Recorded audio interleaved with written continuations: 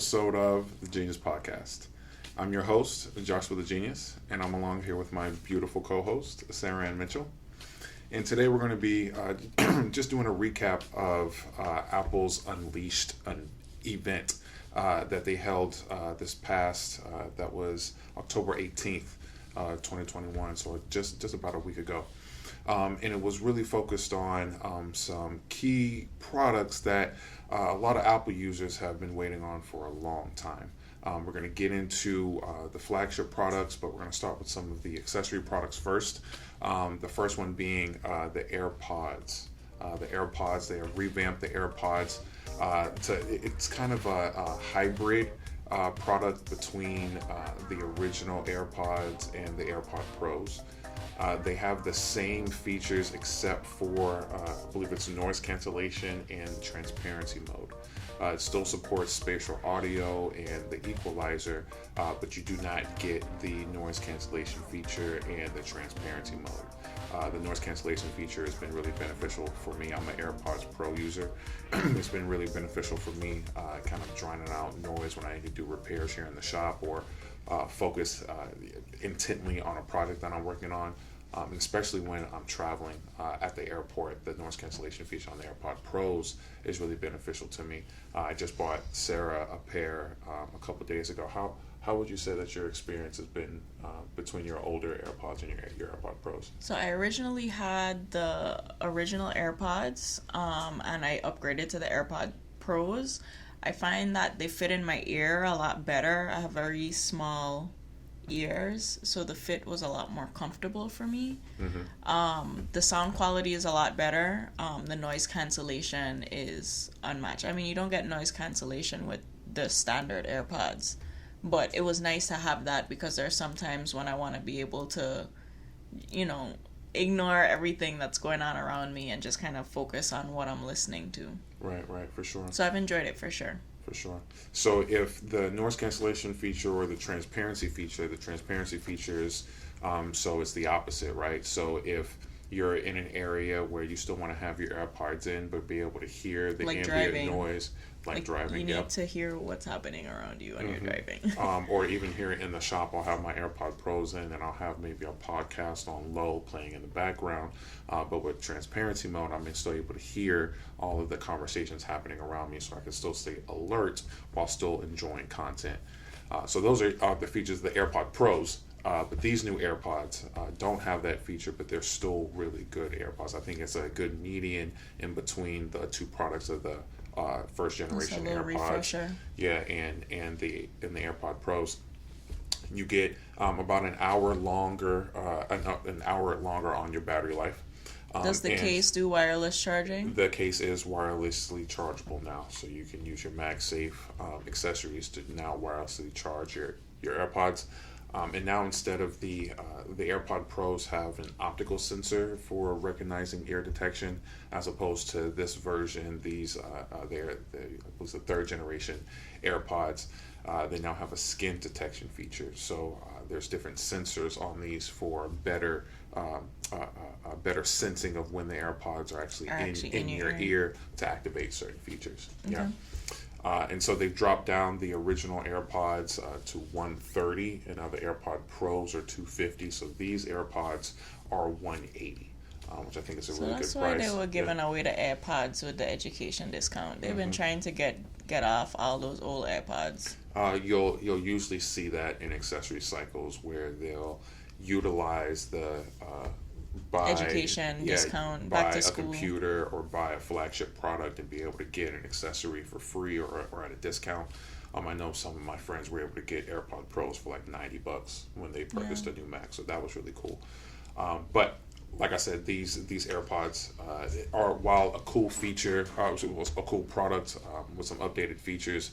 If you're an AirPod Pro user, I don't see a real significant need to upgrade to these because you're going to lose the features of noise cancellation and transparency. But if you haven't gotten a pair of AirPods yet, this would be a good one to get. So my sister has the original AirPods, and I know with those there's been some battery life issues. And even with the AirPod Pros, even with the AirPod Pros, there's been a static or crackling sound problem in the AirPods that I believe that Apple has a quality program about. So for those that have AirPod Pros, you might want to look into that. I believe it's for products that were manufactured, AirPod Pros that were manufactured after October 2020.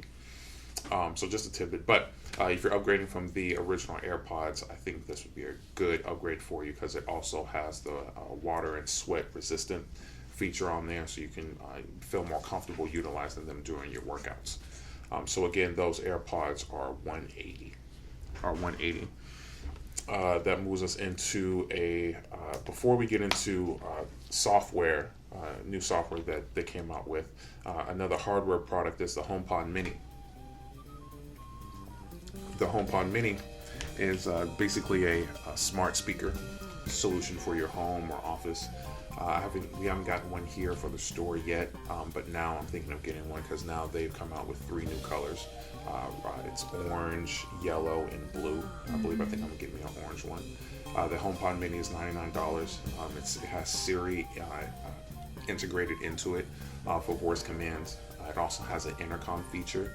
So if you have multiple ones in your home or office, you can speak to Siri, and Siri can convey certain messages to other areas of your home through the HomePod Mini, which I think is a really cool solution for environments that can support something like that.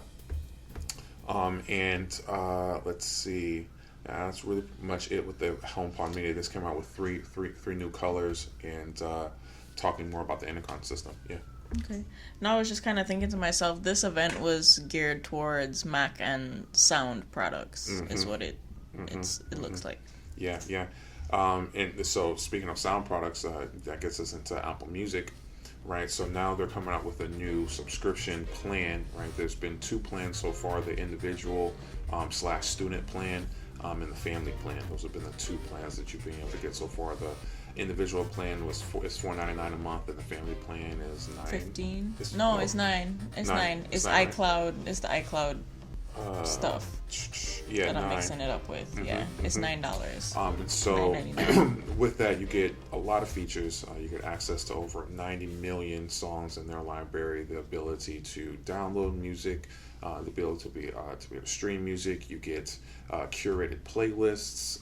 You get special algorithms that kind of curate integrated playlists for your library as opposed to based on what you listen to. Yeah. And then let's see here. You also did you have something to say? So what is the new plan that we have? Individual, family. What is being added now? So this is the voice plan. Okay. The voice plan is pretty much Siri activated. It doesn't allow you to download music like the individual or family plan allows you to, and then I believe the family and individual plan also supports spatial audio as well as Dolby Atmos. So that speaks to surround sound quality. And then the upgraded plans also support lossless audio, so that speaks to the quality of audio that you're listening to. With the voice plan, you don't get those two features. You do not get the ability to download music, but you do get the ability to have access to the vast library that Apple Music has. You have access to a certain segment of playlists, and it's all Siri activated, available on all of your devices. So it's not just for HomePod. No, it's not just for HomePod. You can use it if you have an iPhone. So this is an Apple Music subscription plan that you can sign up for. So instead of having the individual plan, if you don't think that the individual plan is necessary for you, if you don't want all those features, you can just use Siri activated features. Basics. Just the basics. Now, I think it's best suited for HomePod Mini, right? So if you don't have other Apple products, or you have or you just want to use it for those features, right? Siri activated through the HomePod Mini would be awesome. You link it to maybe an iPad or something, and you just have the HomePod Mini just accessing and streaming the music. You don't actually need the features of downloading music or certain playlist features, right? And see, also you don't get the lyrics view. So you can't have karaoke at home? You can't have karaoke at home.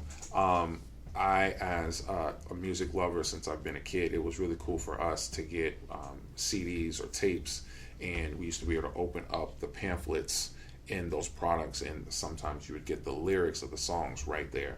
Sometimes they were off, and we would figure out which companies did the best on trying to figure out what the actual artist was saying in the lyrics. And so that same thing is now just in a digital format in Apple Music, and it's funny to see how Apple Music gets some of it right, but also gets some of it wrong. Because some of the slang or jargon is different, so that's pretty cool. But in Apple and the voice plan, you don't get the lyrics view, and then you also can't do the friends activity view. The friends activity view. I enjoy that. So it'll what have do you, like a friends playlist, what your friends are listening to.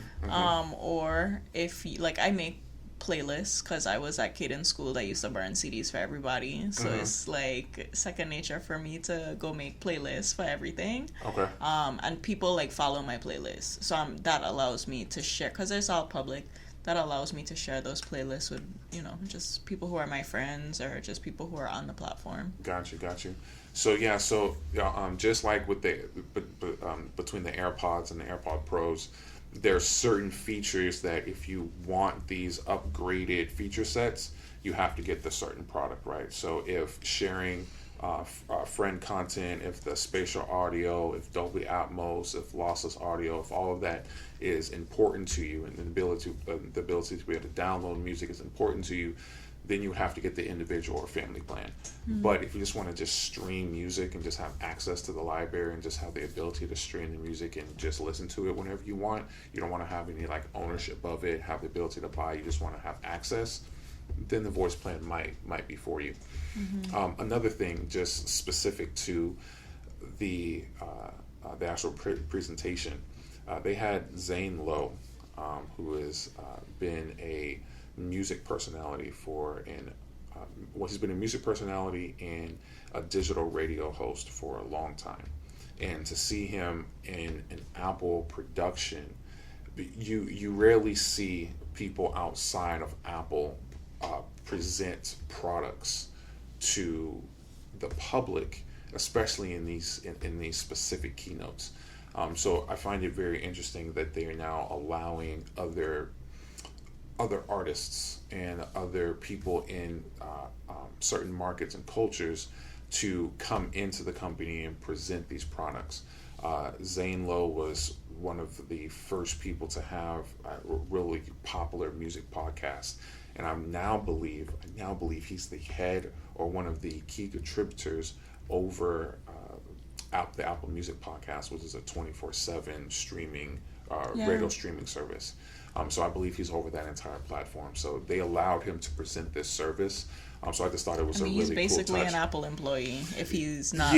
He signed paperwork. Yeah, but still, right. We're as Apple purists, we're used to just seeing the high level executives or like the key component people on the teams present these products, and it's really cool for them to now start integrating what they call tastemakers or influencers into the platform to allow them to present these products, because from a culture standpoint, it's just a good move. It looks good. I believe it's going to be good for their marketing, and as an iPhone user, I really love Tidal. I support Tidal as a music streaming platform, but I've been using iTunes and Apple Music for over 20 years now.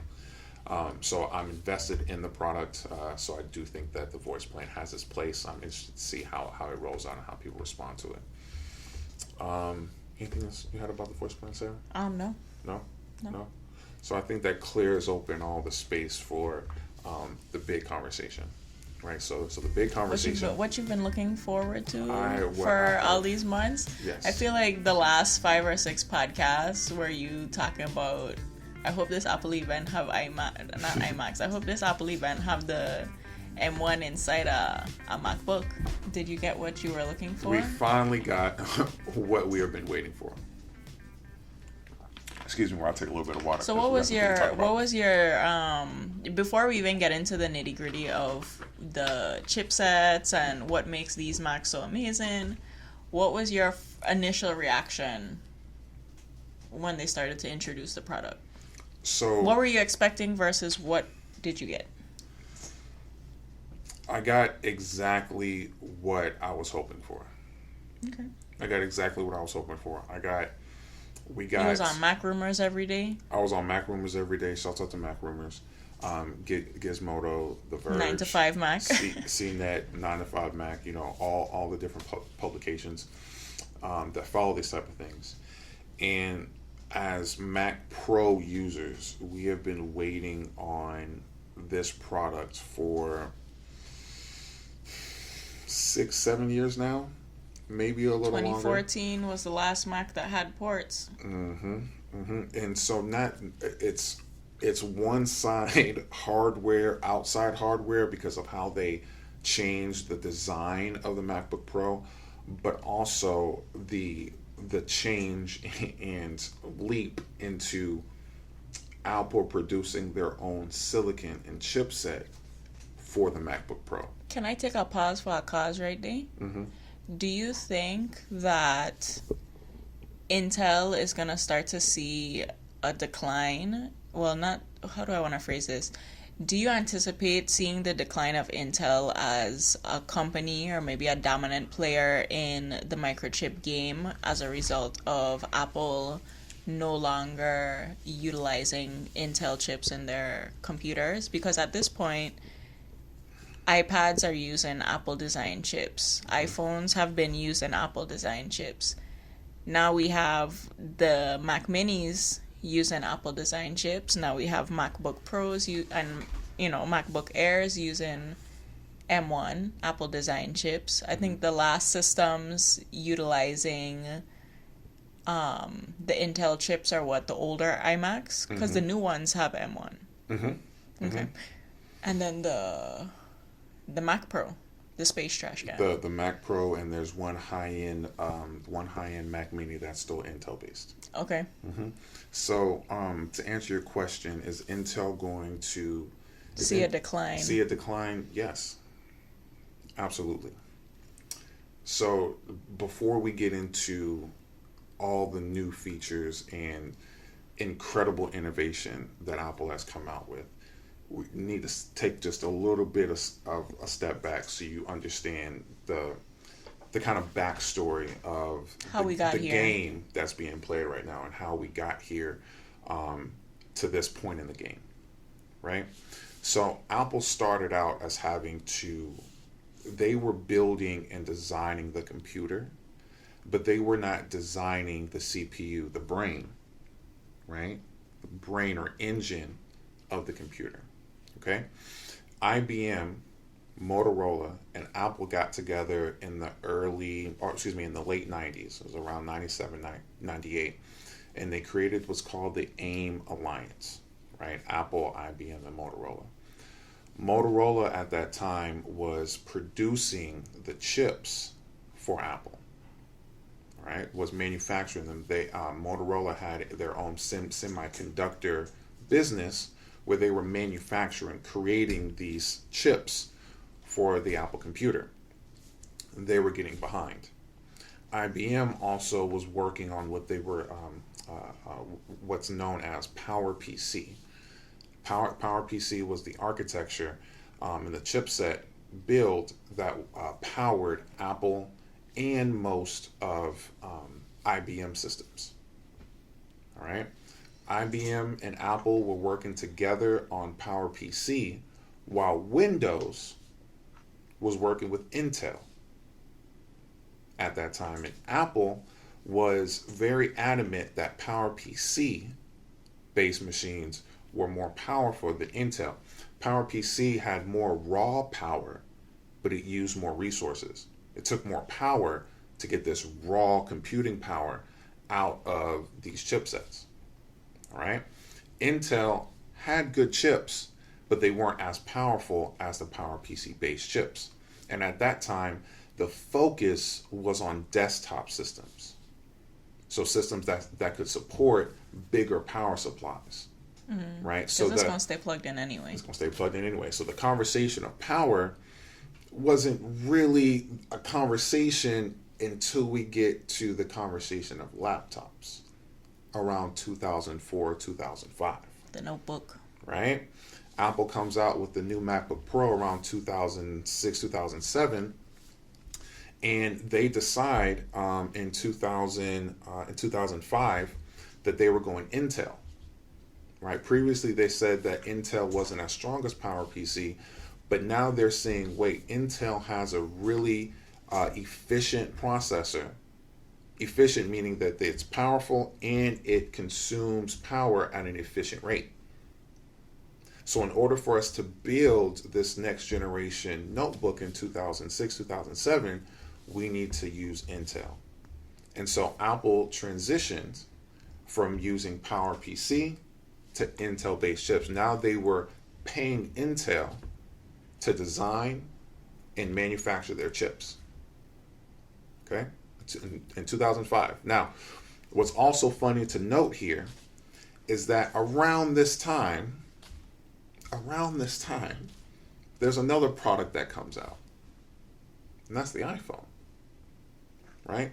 Around the same time frame that the second generation, the first generation is the Power Mac. The second generation would be the MacBook Pro. But the first generation MacBook Pro, 15 and 17 inches, were Intel based. The iPhone also came out in 2007. Intel told Steve that they did not want to design and build the chip for the iPhone. Intel said this back in 2007. We're going to come back to why that's important in a couple minutes here. Okay? But just remember that Intel declined to make the iPhone chip because they didn't really know what the iPhone was at the time. And they didn't think that the value. That was a one of a kind something. Steve was very secretive about time. what that was. And so when he told IBM, he's like, listen, I have this product and I want you to build the chip for it. And IBM was like, nah, we good. Nah, we don't know, and we don't think people are going to buy it that much. So your ask for the yield of how many chips you want is going to be low. We're not going to make that much money. Not worth it. Not worth it. So who do they go to? Who does Apple turn to? Steve calls up Samsung. Steve calls up Samsung and says, "Hey, I need you to develop my chip for the iPhone." Okay, so this is in 2007. All right, in 2007, we're at a time where Intel and Apple are very, very good friends because Intel is building their building their chipsets very efficiently. It's only taken them 2 years to get to the next generation of the chip, right? Every iteration of the chip gets smaller and more powerful. And so Apple needed about 2 or 3 years of lead time to make sure that their product would match the chips coming out. Correct. And that relationship between Apple and Intel was close. Intel was able to give them that lead time so that Apple could create the best product for that chip. Around 2014, 2015 is when things started to get a little difficult. That's when we see A1? We'll get to A1 in just a minute. Okay. We'll get to A1 in just a minute. But that's around, let's say 2015, 2016, is when we start to see Intel, they move from a 2-year development cycle to a 3-year development cycle. Which means that it's longer lead time for Apple to make their products, right? They can't optimize their products for the Intel chip as they previously could.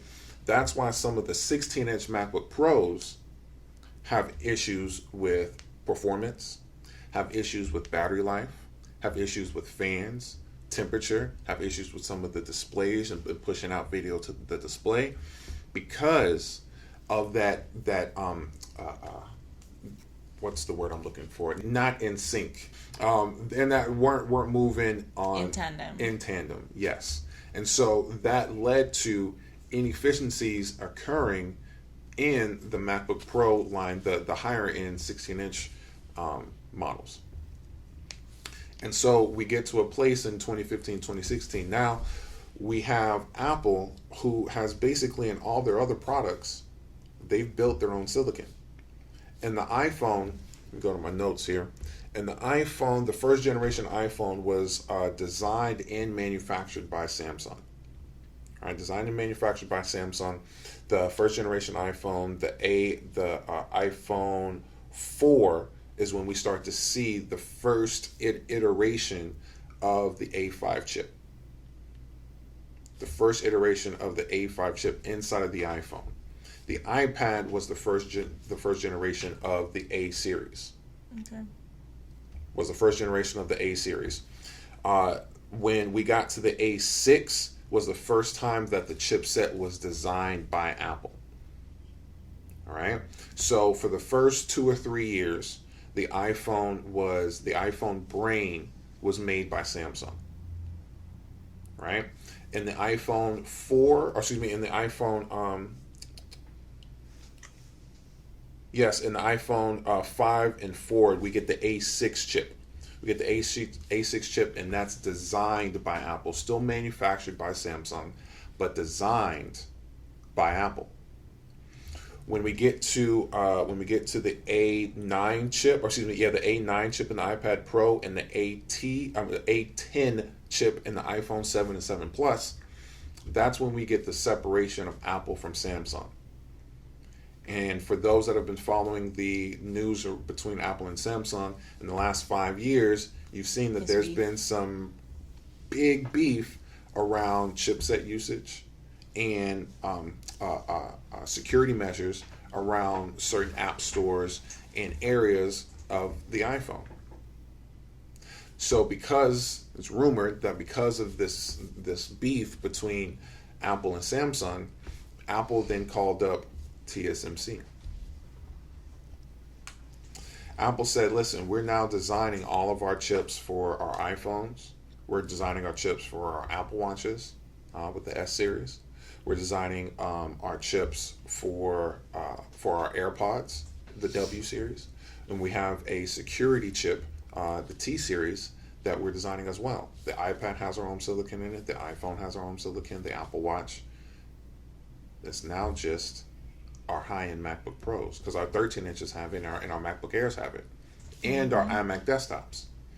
And so now we get back to the conversation of it being 2014, 2015, and Tim Cook having to make the decision, okay, are we going to continue to rely on Intel to build our chips for our high-end MacBook Pros, or are we going to build them ourselves? Based on how Apple like to move, that's an easy answer. Mm-hmm. You build the hardware and the software, which tells me you should be building the chips too. Mm-hmm. The conversation has been going on since we found the first piece of Apple silicon in the iPad. When Apple set out to start the iteration of the A series, we saw that this was coming. It was just a matter of time. It was just a matter of time. With the M1 chip in the low-end 13 inches in the MacBook Air, the M1 has leapfrogged Intel already, and that was let's say 6 months ago. Because we're on 5 nanometer chips. Mm-hmm. Intel's still on 7 nanometer chips. Mm-hmm. Now, with the research that I've done, the nanometer processing doesn't necessarily attribute to the space in between the transistors, right? And we'll get to transistor count here in just a minute. It more so talks about a style of fabrication process. So that's why you might find some Intel chips in comparison to AMD chips, that one might be a 10 nanometer process chip and the other might be a 7 nanometer, but they're comparable on speed. How you use that space. But we have seen that TSMC built chips. There's a lot of conversation about it right now, but TSMC based built manufactured chips are pretty much the highest quality out there in the market right now. And Apple, they're industry leaders. Yep, and Apple pretty much has the chokehold on the manufacturing from those facilities. They have the biggest orders and they have the highest orders. I believe that they're back ordered for the next 7 to 10 years, I think. I was about to say. And the majority of it is Apple. Apple is their biggest customer. right? TSMC is leading the industry in the fabrication, the nanometer processing, the lithographs that they're using to make these chips from the blueprint that Apple is providing to them. So I know this conversation is it's heavy on a lot of jargon, but just keep up with me because we're about to talk about some exciting things. I was about to say, can we talk about what we're actually going to get? Let's talk about some exciting things. So we talked about the M1 in the previous generation about 6 months ago with the MacBook Air and MacBook Pro. Now, Apple has come out with two new chipsets for their MacBook Pros. Right, before we even get into the hardware, all the other stuff, we're going to talk about the chips because this is revolutionary. What Apple is doing is revolutionary to the market right now. Right, this conversation between what computer is better, what company is better, what's better, all that is over with. Oh, the PC versus Mac commercials? That is over with. Okay? You know what's funny though? Just from a marketing perspective, the guy who used to play the Mac guy in those commercials, he's now playing the PC guy. Yeah. Kind of like how that Verizon guy left and went to Sprint or some, same kind of vibe. I don't think it's going to work out the way they think it will. I get that Intel probably paid him a lot to do it. I just think it's classless. That's my own. As a purist, that's just my own take. Anyway, so let's go M1. M1. Well, it's not called M1. It's called M1. It's called M1 Pro. M1 Pro, and the reason why we would talk so much about the chipset and the brain because without the chipset, right, without the brain, the computer does nothing. Right, the computer does nothing. We're talking about the CPU, GPU, and some other accessory components to the chipset that build this brain for your computer. Apple has had to rely on Intel for so long that now with the creation of their own chips in their highest end notebook, we have to talk about power and we have to talk about efficiency and performance. Okay? So with the M1 Pro, we talk about 200 gigabytes of memory bandwidth. 200 gigabytes of memory bandwidth. That's basically 3 times the bandwidth in the M1. Right? Which was already like 6 times. It was 6 to 7 times what of what you get in your standard Intel chips. Right? Standard. We can also compare these to high-end Pro chips. We're just talking about standard. Right? We're going to talk about a couple graphs here in just a minute. It's built on the 5 nanometer fabrication process with over 34 billion transistors packed inside the CPU. Okay, the transistors are basically the on and off switches of your CPU, and the more on and off switches you have inside of your CPU, basically the smarter your CPU is. It's able to handle more computations and procedures at one time and be able to get that out to the rest of the system. So the more transistors that you're able to pack into a CPU, the more powerful it is based on what you're doing. And this speaks to Moore's Law, right? That Moore's Law is stating now that every 2.5 years, that our CPUs are going to get smaller, but 2 times as fast. And the reason is that we can shrink the size of the CPU, but pack more transistors inside of it. And so the M1 has 34 billion transistors the M1 Pro has 34 billion as opposed to the M1 having 16 billion. 2 times. The M1 Pro has the Intel chip in 1985 had about 250,000 transistors. In 2018, that is now 3 billion transistors. So from 1985 to 2018, we've seen a significant increase in the amount of transistors that have been able to be packed into a system chip. And so as of 2018, there's 3 billion in the Intel-based systems. In 2021, we're at the second iteration of Apple's chips. Just the second iteration. right? Intel has been making chips since the early 80s. Can we talk about something? Yes. How did Apple just start making chips and they skipped over the ugly phase?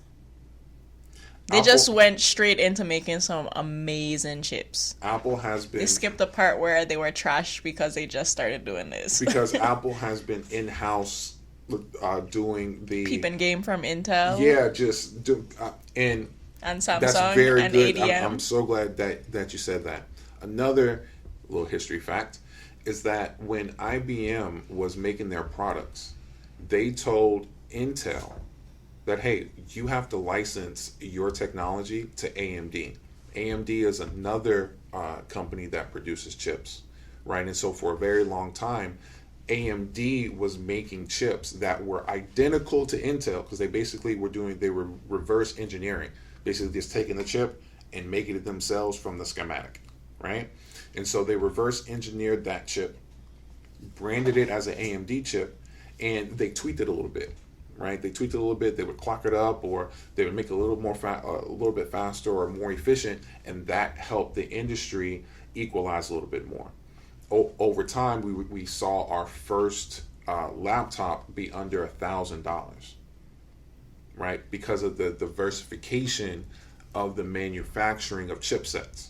IBM told Intel, I want two options for the manufacturing of the chips of my computers. You remember IBM was one of the biggest players in the game back in the early 80s and 90s, right? As far as building computers. So they wanted two companies to build those chipsets. One was Intel, and since Intel was the leader in the game, they said, hey, we want you to license made them license their technology out to AMD, so it made it a little more competitive, and it gave IBM some diverse options, right? Just a little bit of background history on that. So, back to M1 Pro. M1 Pro also has up to 32 gigs of unified memory. Up to 32 gigs of unified memory. I know one of my interns was very, very excited to get his 32 gigabyte RAM based system. I think he has a terabyte in his PC. So seeing 32 gigs on his computer was awesome. My 2012 has 16 gigs. And I believe, I'm not sure if I could have upgraded my Mac Mini to 32 gigs. So yeah. Up to 32 gigs, but again, that's a desktop system. We're talking about laptop systems. Laptops, yeah. Even if we talk about like my MacBook Pro, when I purchased it rather, I got the 16 gigs of RAM, and then I also got the secondary graphics card. But you're talking about unified memory. Memory. What we're used to formerly is having it separated, where you have the CPU and then you have a GPU. So that would be your graphics, what's processing your graphics and what's processing everything else. So one design scheme is separating the chips, right? And being able to make some chips a little bit bigger than others. Maybe have your CPU here, have your RAM here, have your GPU here, and have your other security chips in other places. And that's how some of the previous iMacs have worked, and also how the previous 16-inch and 15 inches and 13 inches work. On the logic board, these chipsets are in different areas, right? And they're sharing, they use memory in different ways. With the M1, it unifies all of those chips into one chipset, right? Where it's called an SoC, a system on chip, right? Basically everything is there at one time. You don't have to go searching around different areas of the logic board to find what you need. Or making everything duplicates. Everything is right there.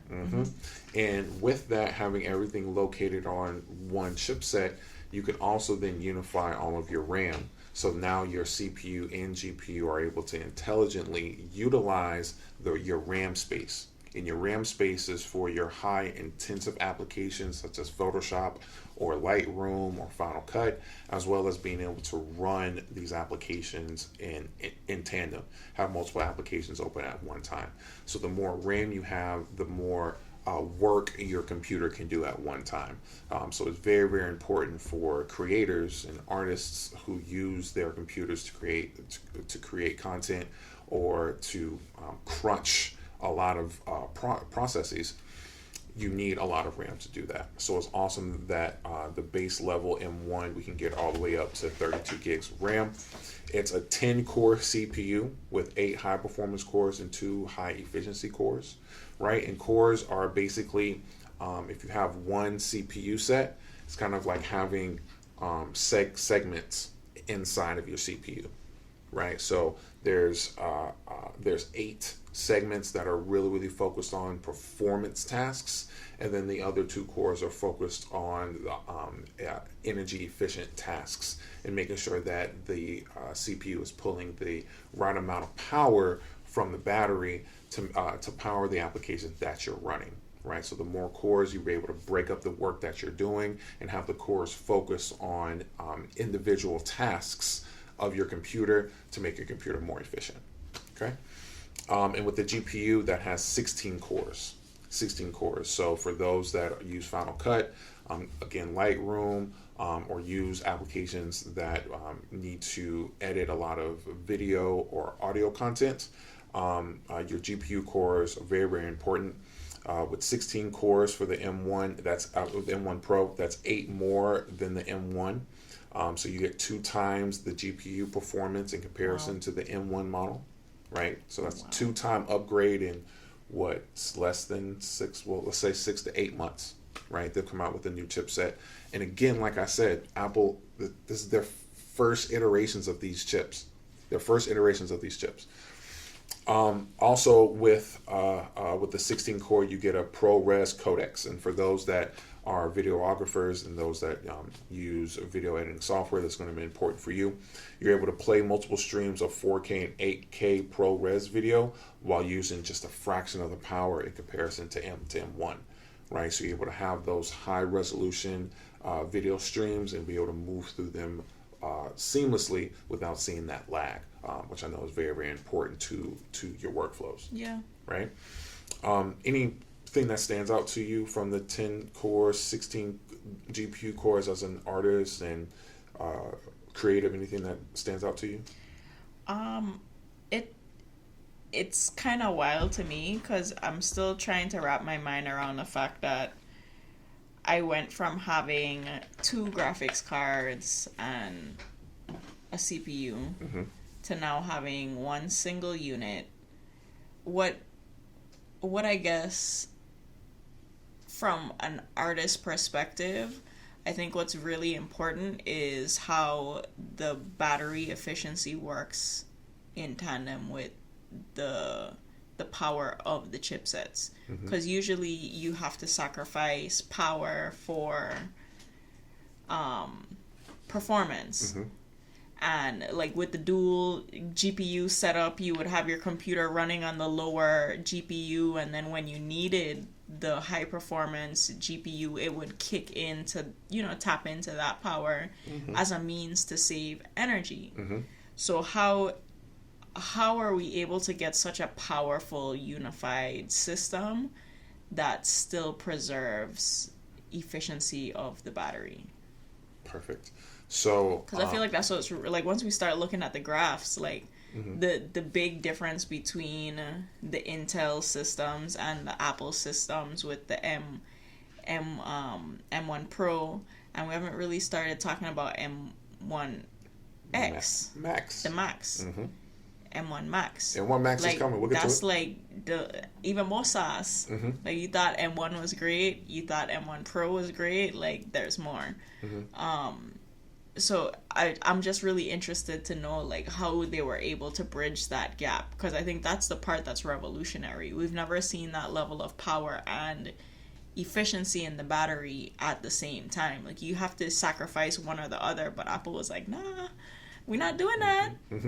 And so the conversation about transitioning from PowerPC to Intel, right? If Apple would have stayed with PowerPC for the new MacBook Pro that they came out with in 2007, it would have been a huge chunk of a computer, because in order to power that chip, it would have needed a huge battery. So you would have been carrying around a 10-pound laptop trying to get that power out of a PowerPC. The only reason they were able to make it more efficient is because they scaled down some of that raw power, and they instead of going PowerPC, they went Intel because Intel was more efficient, right? It used the power when it needed for high performance tasks, and when it didn't need the power, it efficiently defaulted.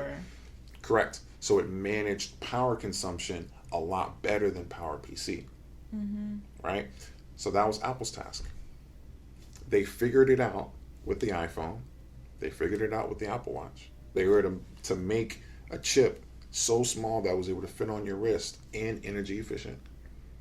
And so the next task was for the MacBook Pro. But the reason why the MacBook Pro is more difficult than the Apple Watch or an iPhone, right? Because of the tasks that these computers are supposed to do, right? These MacBook Pros are supposed to be able to be used by rocket scientists. These MacBook Pros are supposed to be able to be used in high-end production studios out in Hollywood, right? So if we're talking about that level of professionalism and that level of power, then we need to make sure that our computers are able to keep up with that mark and meet the bar. So, like you said, the conversation between power consumption and power efficiency. How much? What's the performance that I can get out of my computer per watt? Yep. What is the performance of my computer that I can and measure it by the wattages that I'm using in my battery? Because once the battery is gone, there's nothing that I can do with the computer. So that's the best metric to base it on. Before we get into the graphs, I just want to finalize the M1 Pro. So we talked about CPU, we talked about GPU. It also has a display engine, right, for being able to run multiple displays now. So you can have multiple displays off your laptop now with M1 Pro. It has a secure enclave. That secure enclave is for encrypted calculations as well as dealing with encrypted data in your Face ID and Touch ID. Face ID. But we don't get Face ID with this, do we? Face ID, unfortunately, is not in the MacBook Pros. It is something that, because we get the notch. I know we were getting ahead of ourselves just a little bit here, but the MacBook Pro does have a notch in the display, and because we got that notch, we thought we were getting FaceTime, but unfortunately, that's not the case. Face ID. Face ID. We get an upgraded camera, which I think is pretty cool, but we don't get Face ID. But the secure enclave is there for the encrypted data processing. We have Thunderbolt controllers for the we have much more I/O bandwidth.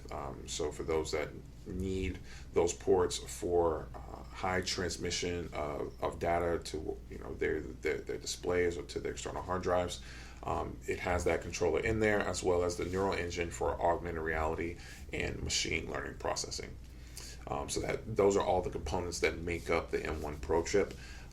Exceptionally faster than the previous generation of the M1, and definitely a competitor to the current Intel-based systems in the market right now. I want to before we get into the charts, I want to speak about the M1 Max. The M1 Max. Let the people know. Yep, the M1 Max is the M1 Pro on steroids. Right? If you thought that was crazy. This is for those, just like I said, those studios out in Hollywood, the rocket scientists and physicists and mathematicians of the world, the filmmakers, the music producers, the graphic designers, the application developers, the software developers. This chipset is for you, right? Me personally, I went with this one. I went with the M1 Max as opposed to the M1 Pro. The M1 Max, in comparison to the M1 Pro, has 400 gigabytes per second of memory bandwidth. So that's 2 times the M1 Pro and 6 times M1. I'll say that again. It's crazy. The M1 Max has 400 gigabytes per second memory bandwidth. That means that data transmission in the system can go at a speed of 400 gigabytes per second. That is a lot of data in just a second's time. 2 times M1 Pro and 6 times M1. In comparison to the M1, it has 57 billion transistors. And so, like I said, right, the more transistors, the more computations your CPU can do, which results into faster speed and much more powerful, right? With those 57 billion transistors, we have 64 gigs of unified memory, right? That's double than what the M1 Pro can support. 64 gigs of unified memory. So That's for those, just crazy. if you need to run 10 applications at one time that are dealing in 4K resolution, 8K resolution, audio the project metric I files that saw have was you 100 can different layers, you You know? can have 30 streams of, it was either 4K or 8K video in Final Cut Pro with that processor. That is insane. And so, some people might be saying, well, that's a lot of power that I'm not going to be using. This computer isn't for everybody, though. This is a professional computer for professional users. Yes. Don't go spending $3,000 and you're only using it for college or you're only using it to browse the web, because that's like buying a sports car and not like ripping up tires when you going on the road. Like, this is not a showpiece. No. This is for those that saw that watch Avengers, right? This is the new Hulk, right? This is the raw power of the Hulk, but with the intelligence of Bruce Banner, right? You funny. Real, I'm telling you, right? The raw power, and we're going to talk about here in these charts here in just a minute. The raw power of this M1X, or M1X, M1 Max. M1 Max. I got you saying M1X. Yep, is there's no comparison, right? When we talk about the performance in comparison to the efficiency of the power, there's no other chip that is even close to the M1 Max. M1 Max also has same 10-core CPU architecture as the M1, right? And there's a 32 gigabyte GPU core architecture. You can get up to 32 gigs of the GPU architecture, which I think is insane as well. Now, I'm not going to be using that. I think I got the 16. No, I'll be using it. Yeah. So I got the 16 gig because I don't need multiple monitors. I don't need to utilize multiple applications at one time at that high level. But I definitely got the 64 gigs unified memory, 1000%. And so the M1 Max, we look at some of these charts. We're going to put some of these charts up on the screen so you can see them as we're talking about them. The M1, so we're talking about CPU performance versus power, right? So we have our relative performance on the left and our power consumption at the bottom. And we can see that our M1, right, gets up to a performance right at about 100 and using only about 15 watts of power. That's the purple to pink line. Using about 15 watts of power. If we compare that to the 4-core PC laptop chip, and that 4-core PC laptop chip, which I think is also really, funny and a little petty, but Apple is now specifically identifying the models that they're talking about. Yep. They're not just like, oh, that PC over there. This 4-core PC laptop is the MSI Prestige 14 EVO A11M hyphen 20. They put 220. all the details. So you can know exactly what they're talking about. Yep. So that 4-core PC laptop chip gets up to, what is that? What did you say? About 75?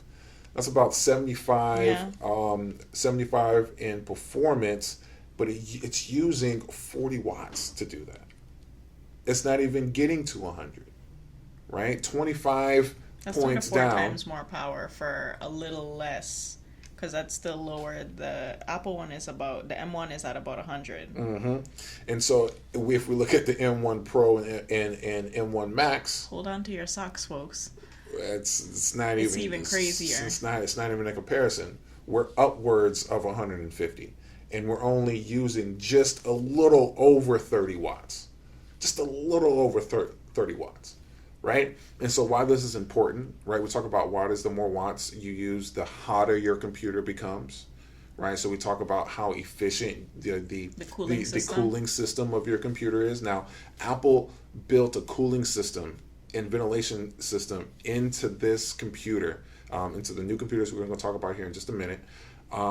That I don't think we're ever going to need. Like, we're never going to need. They were funny in the event. They were like, "We made a computer so amazing that you probably not even gonna have to turn the fans on, but we made the fans dope just in case." That is how efficient just in case this computer is. It knows how to pull power from the battery to do these high performance tasks, but still maintain very, very good battery life, right? We go on to the next one. CPU performance versus power once again, but now we have on here, we have an 8-core PC laptop, right? So we talk about cores, right? 4 cores, 8 cores. 8 cores mean that we have more ability. We have more ability to segment how we're doing our work. Attribute 1 core to doing some tasks, put a core here to do some of these tasks, and distribute the work better so the CPU can work at its most efficient and optimal level. Okay. Delegating tasks. Exactly. You have more space to delegate.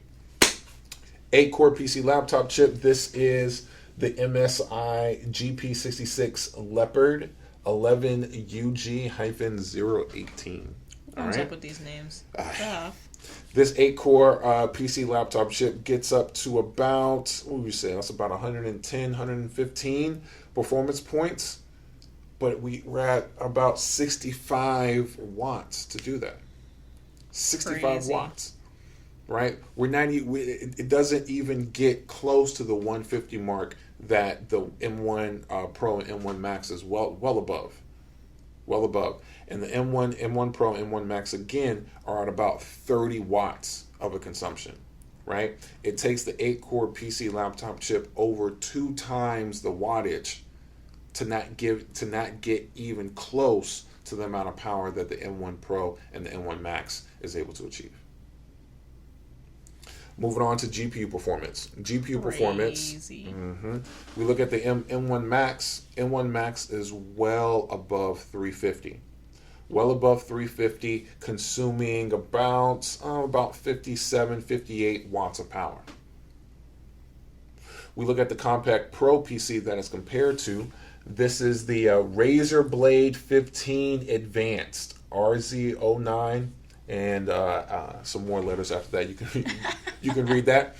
But this Razer Blade 15 is performance points at about 325, but we are well above about 325 performance points, but we're well above 100 watts of power. 100 watts of power. We're talking about laptop here. How hot is that laptop getting?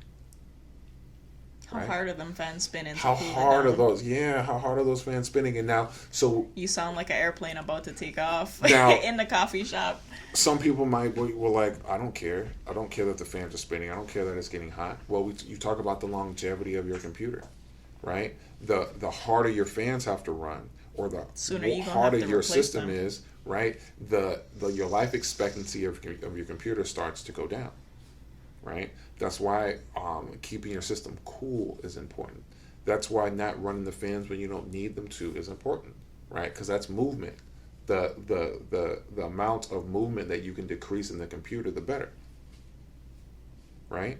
So Apple built, we'll talk about the ventilation system here in a minute, but they built a very awesome cooling system, so you don't really have to turn on the fans unless we get to these areas of performance. But even still, we're able to get well above 350 in performance points with not even consuming 60 watts of power on a laptop. That's GPU performance versus power. we look at the high-end PC laptop graphics. So we have those high-end PCs that have very discrete GPUs that are specific to, gaming laptops or high-performance laptops that need high graphic output for whatever workload. Gaming, and so, mostly for gaming. Yeah. So the high-end PC laptop, this is the MSI GE76 Raider 11UH-053. I don't know who comes up with these names. And they are able to, this high-end PC is able to get not well above, it's at about 410 performance points, but we're looking at over 160 watts of power. You best keep that thing plugged in. Over 160 watts of power. All right. The M1 Max, let's see, it peaks at about 375, but we are at not even 60 watts of power. It takes 100 more watts for the high-end PC just to get that same to operate about a little higher. Right? Performance level. Let's say within 10-15%. It takes them 100 more watts of power. So we talk about efficiency. How efficient is your computer? How high can it go with its performance by maintaining the integrity of the battery? And aren't we going to see a decrease in performance if I'm operating those types of PCs off the battery versus plugged in to power? Well, I'm glad you asked. Because my next chart talks about GPU performance versus power plugged in or on battery. So the performance of the M1 Max is not dependent upon it being plugged in to the wall, because it can utilize the battery in its most optimal and efficient way. So we look here at this graph here. We see plugged in or on battery, our M1 Max is at about 375 of performance points and only consuming about 60 watts of power. In comparison to when the Compact Pro PC is on a laptop, the Pro PC laptop is on a battery, graphics performance drastically decreases. We're below 150 in performance points, and it's now consuming about 50 watts of power. From being above 300? From being above 300. Taking it off the power source, what we lose, that's half. It's more than half. That's a little more than half, right? It's like 60%, maybe 75%. 75% drop in power when you take your drop in performance. Drop in performance. Drop in performance when you take your Compact Pro PC off its power source. And so for those that need to utilize your laptop like a laptop, yeah, it's not a desktop, disconnected from power, right? Your laptop is not meant to be plugged in all the time, right? That's how you destroy the battery. Right, you're supposed to use your computer. You're supposed to use your battery. It's supposed to be able to give you, it's supposed to be able to give you high performance off of the power source. That's why it's a laptop. Why am I losing 60% of my performance when I disconnect from power? That doesn't make sense. Let's look at high end. We look at high end. Phew, it's even worse. Whew, it's like a 90% drop. And you go from over 400 to not even 100. Mm-hmm. And M1 is still up and kicking. M1 is still up and kicking. Plugged in or on battery, unbothered, we are still at about 375 of performance points and only using about 60 watts of power. Crazy. Beautiful. And so when we talk about the comparison between Intel-based systems and Apple systems, again, it's not even relevant anymore. If you're looking for gaming systems, right, specific to like that one certain function, okay, great. There might be one or two products out on the market that might suit your one specific need. in a gaming system. But when you talk about the other aspects of jobs, of creative content, of content creation, the Mac is where it's at. Now, I was about to say, people who create recognize the value of a Mac over a PC. People who are just casual users may not realize, they don't really see the benefit. Like, Mac isn't for everybody. Like, people always go, oh, Apple versus Android and all of this craziness. But it's like getting where you fit in. Macs are not for everybody. Macs are not for everybody. They're geared toward a specific market, that being creatives. And the systems are being built to capitalize on the workflows of creatives. So that's why we're seeing all of these features coming together in a way that, like, if you're not a creative, you're gonna be like, why do I need 64 gigabytes of unified memory? You're not even using 8 gigabytes of that memory, so just not to say that this computer ain't for you, but this computer ain't for you. Get a MacBook Air or an iPad, because that's where your usage is. Like, you don't need to drive a Porsche when you could be driving a Honda. Like, and from a professional standpoint, there's been a lot of conversation in the Apple community around Apple kind of changing their focus away from pro users, trying to accommodate the masses, the general appeal user, to the masses, right? And a lot of pro users have been taken aback by that. Apple has responded with the Mac Pro, right? The Mac Pro updates have definitely responded to those claims, and now I think that this MacBook Pro is responding to the claims from pro users from some disdain that's been held these last 5 years around the MacBook Pro. Some of the issues with the current MacBook Pro lines, the 16 inches, that I've seen from using the system sparingly, but then also working on systems. A couple things from the display being a little more delicate and fragile in comparison to previous models. We've seen a lot more video disruption, cracked screens, ribbon bins that have attributed to no video problems with the computers, and then with the issues with Intel, with battery optimization, with CPU performance, with overheating. There's just been some issues with the 16-inch that pro users have just hated to deal with.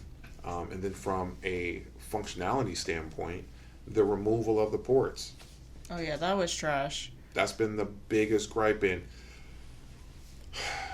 if Steve were here, rest in peace. He's turning in his grave right now. If Steve were here, I don't think that we would have removed the HDMI port. I think the SD card slot, yes. But the HDMI port, I don't even think the SD card slot, because why? like, for anybody who deals with the media, whether a videographer, photographer, like, your data is gonna be on an SD card. Unless you have a wireless camera that drops the content straight to your computer, you're using an SD card to transfer your media, and that's just standard. I don't see that changing anytime soon. So the conversation of form over function, right? Form over function.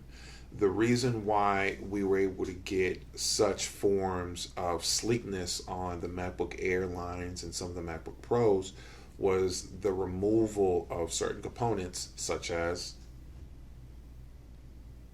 super drive, such as the CD drive, right? We removed the CD drive out of the MacBook Pro, and now we can slim down, right? We can slim down the computer. And so a lot of people had that same feedback. Oh, well, most people that make music, they put it on their CDs. Why is Apple removing the CD drive? And now we see that CDs are not even a thing.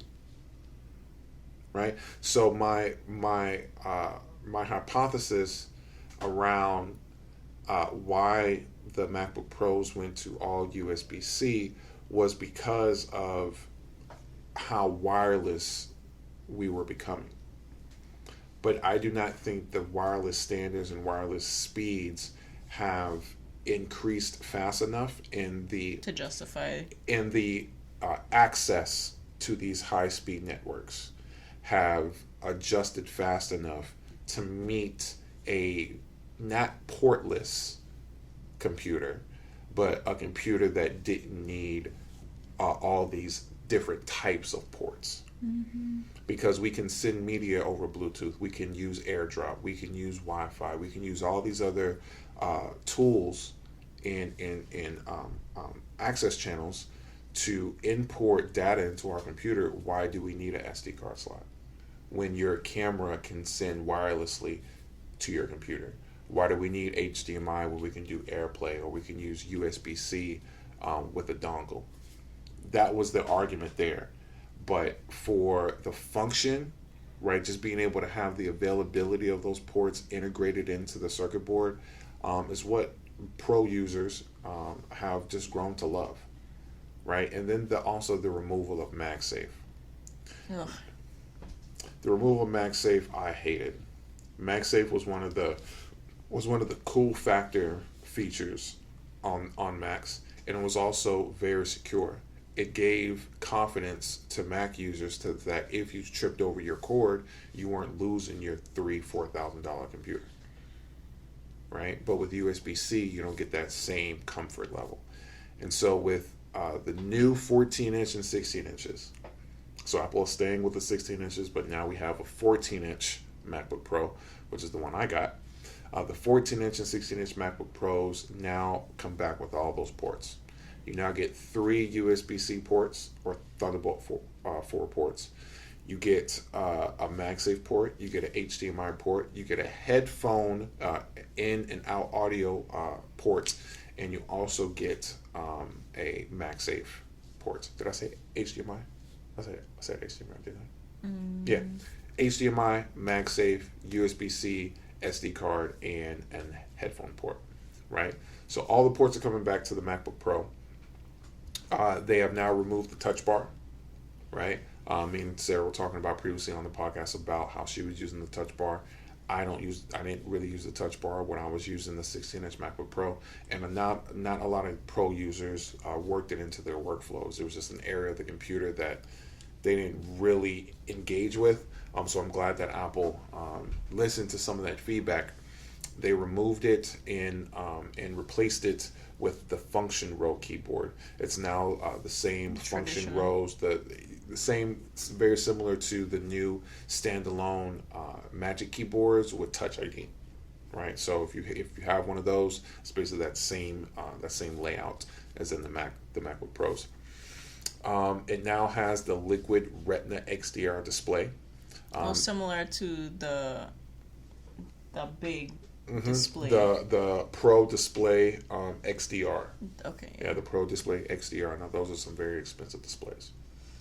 I don't have written here what those as much as an iMac, what that cost is, but it's those just a those, display. those displays are very expensive. I had the opportunity to set up a couple out in Botany Bay and some of the houses out there.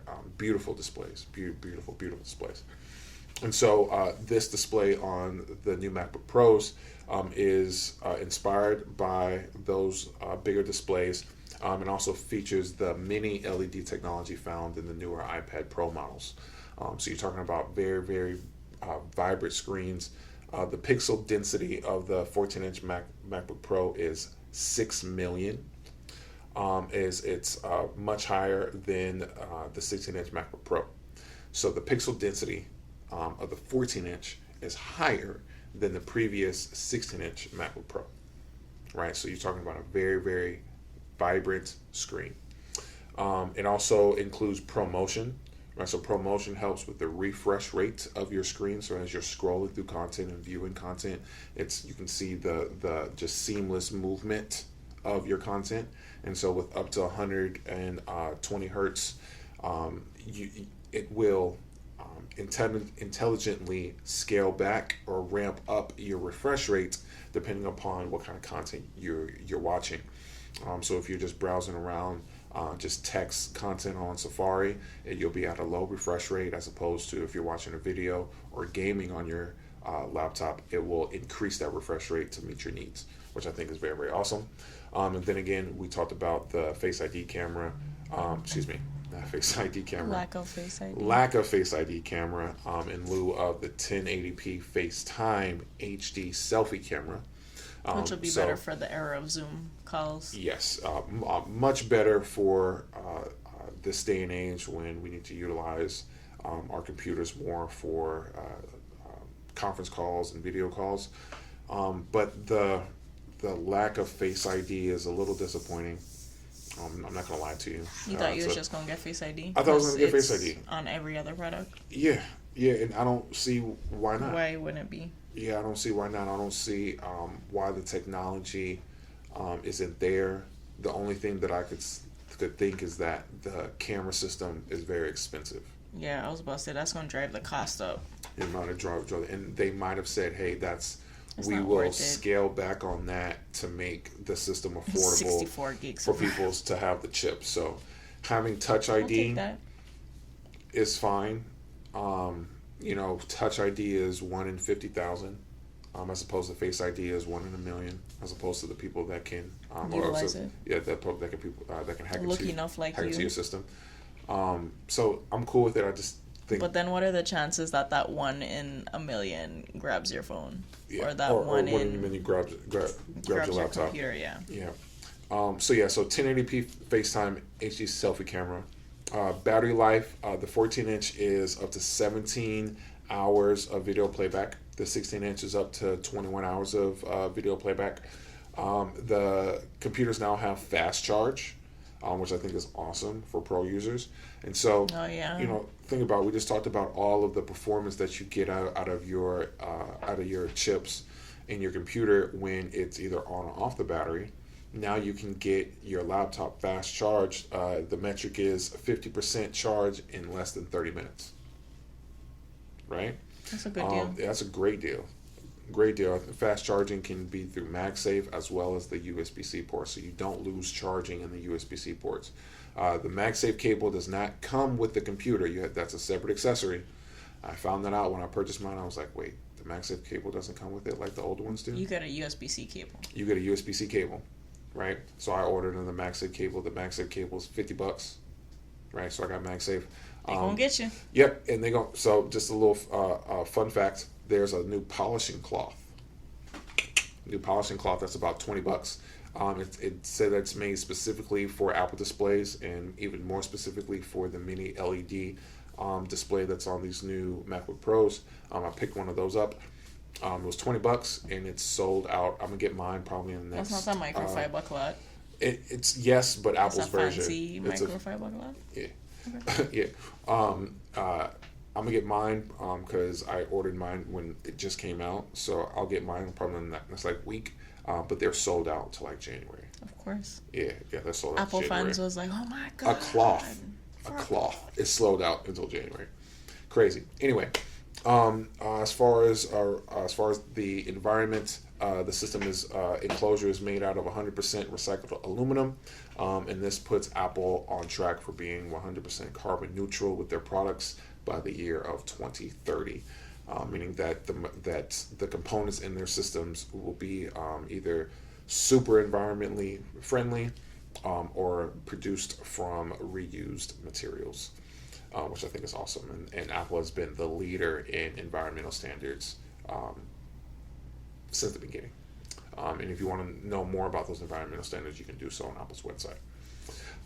Let's talk just a little bit about the charts. We're going to put these charts up on the screen. We're going to talk about CPU performance in comparison to the previous systems, right? So these... now we're just talking apple to apple. Apple to apple, Not right? apples to oranges. Not apples to oranges, apple to apple. So the Core i7 is that's the Intel-based 13-inch MacBook Pro, right? So the M1 Pro and M1 Max right? And the 14-inch is 3.7 times faster than the Intel-based MacBook Pro, right? 3.7 times faster CPU performance. Graphics performance. M1 Max is 4 times faster than the 16-inch. So the 16-inch, we're talking about the highest. That's the upgraded GPU, graphics that's card. the upgraded That's not graphics the standard card. graphics card. Mm-hmm. The 16-inch, that's the only in the 16-inch model. That's the only way that you can get the upgraded graphics card. So we're comparing that to the M1 Max, and the M1 Max in the 16-inch is 4 times faster, right, than the dedicated chip in the previous MacBook Pro, and the M1 Pro is 2 times faster. 2.5 times. 2.5 times faster than the previous graphics card in the 16-inch. Right, and what I think that's also really, really cool is that with these chipsets, you can get them in the 14 and 16. Right, with the previous iterations of the MacBook Pro, if you wanted the upgraded GPU sets, you had to get the higher screen. You had to get the 16-inch or the 17-inch back in the day.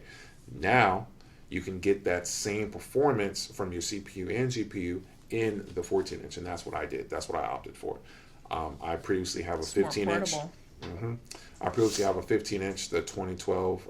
I got that one when it first came out, the first edition of the Retina Display MacBook Pros in 2012, and now I'm getting the first iteration of the MacBook Pros with M1, the 14 and 16-inch levels. And with the 14-inch, the bezels have been slimmed down, so you get more screen real estate.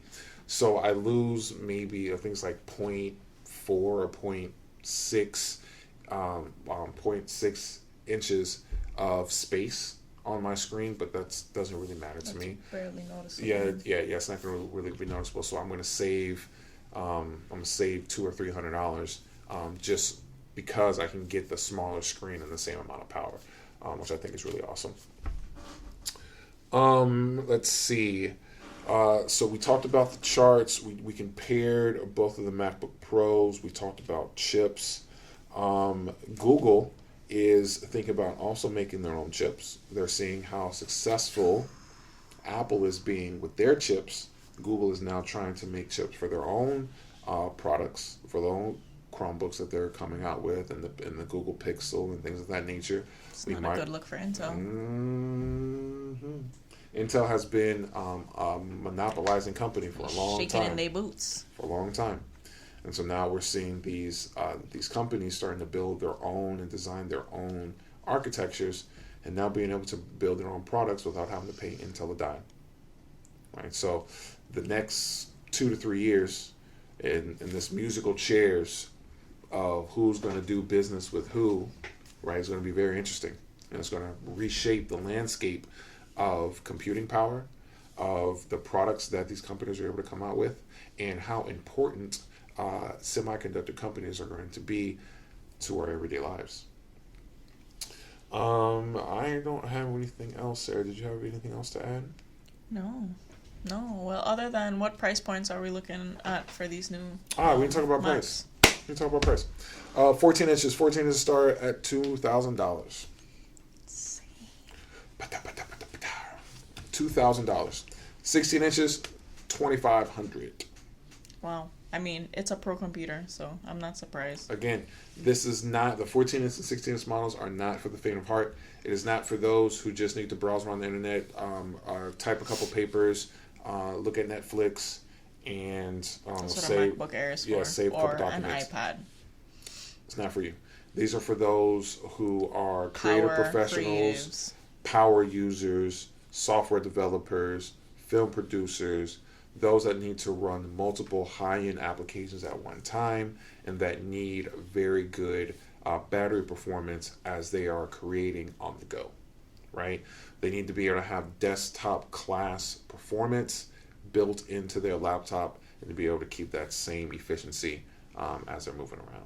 Mm-hmm. And for me, I use my computer for everything from doing triage on other people's computers. Sarah uses the computer for Final Cut and for Logic.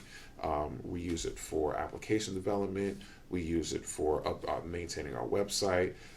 We use it to do. There's so many different things that we use our computer for. Yeah. That the pro features of this computer just specifically talk to me. I've been waiting for this computer for the last 5 years, and it is finally here. I cannot wait to get it. It should be in my hands, I would say, mid-November. So for those that are keeping update on our YouTube channel and our social media, we'll be doing an unboxing of my computer once we get it. So stay tuned to that. It should be around mid-November. There are some customers that are getting their computers a little earlier, but I haven't been notated of that. If you waited to order, you might not get your systems till after January because of the chip shortage, right? Yeah. Apple was only able to fulfill so many orders before those orders ran out, and they have to issue out more chips. You just gotta wait for more to become available. You just gotta wait. How long did you wait for your iPad Pro? How long was that? It was like 2 months, right? Yeah. From when you purchased it? Yeah. Yeah. It was like two months It worth was of wait. sad. Yep, but very happy when you got it, guys. Oh yeah, for sure. Mm-hmm. And so her iPad Pro on M1 has been great. Any feedback on your iPad M1 in comparison to your previous iPad? So definitely performance is leaps and bounds better than I had the first generation iPad Pro. So I definitely was able to see that increase in the performance and the battery life. I love the redesign of the pencil. It's a lot more intuitive. Let me think what else. I'm only now starting to utilize the iPad for video editing using LumaFusion. Before I've just been using the Adobe suite for design as well as Procreate. And I'm excited because Procreate is coming out with a 3D modeling component to the software. So I think it's nice to see applications that I use regularly taking advantage of the M1 chip in the system. So it's been great. And I'm excited to see how the application developers really customize their software to take advantage of the hardware. Perfect. So we're gonna wrap up. There's nothing more about M1 that I want to talk about, but I just want to put on your mind to just keep your ears to what's going on in the industry right now between Intel and Apple and IBM And Google. And Google, because the way that these companies are framing the in-house production of their chips is going to form how the availability of certain products is going. The availability of certain products to general consumers. That's going to change. We're seeing right now the chip shortage with TSMC and other semiconductor companies, but we also see a backlog in our cargo shipping channels, right? So that means that a lot of these parts outside of just the creation of the brain, the CPU of the computer, there's other components of these computers that are right there. It is going to be an issue getting your hands on some of this high-end technological equipment, right? In these upcoming years.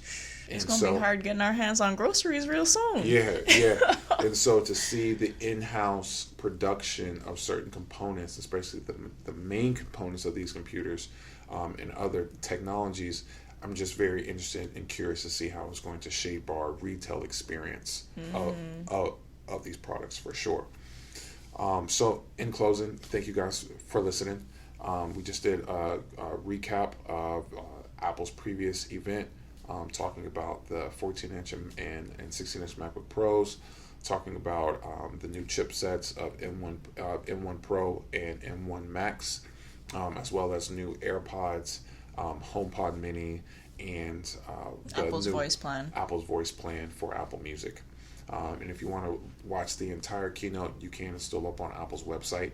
You can view. I think it's about an hour and a half, but it has some really good information in it that we might not have covered here. So you can go watch that entire video there. If you're here in St. Thomas and you're in need of any Apple product support, you can find us down here in Main Street off of Retina Xdr. We're right across from Stonehouse Cafe and right above Valentine's Jewelry. You can give us a call at 340-227-3821 or reach out to us via email at repairs@joshuathegenius.com. If you are a lover of cryptocurrency, you can download the application Coinbase at the link below in the description, and you can receive $10 in free Bitcoin if you use the link below to sign up on Coinbase. And Coinbase is an application that you can use to buy and trade and store cryptocurrency if you're interested in getting into the crypto space. If you are trying to make it easier for people to pay you and find you on the blockchain, you can use unstoppable domains to create a public address, or public domain from your public address. Usually public addresses are very long alphanumeric strings that can be difficult for people to copy or to use on their own platforms. So to stop errors, Unstoppable Domains basically creates a open domain or public domain for you. For instance, our public domain is joshuathegenius.crypto. So if you want to pay for any services or products here at the store with Ethereum, Bitcoin, Litecoin, Ripple, or Dogecoin, you can do so through joshuathegenius.crypto and just send us that cryptocurrency, and it will automatically go to the designated wallet of that crypto automatically in that using that domain. So it makes it a lot easier to send and receive cryptocurrency in a friendly space or in a retail space. So again, thank you guys for listening. We're going to continuously update you on the kind of content that we're going to be bringing to you. We are definitely gracious and thankful for all the feedback that you've given us thus far. We're just going to continue to make the conversations better for you. And sorry, No. well, I think we're going to end for the day. Thank you guys for listening. We'll talk to you soon. Peace.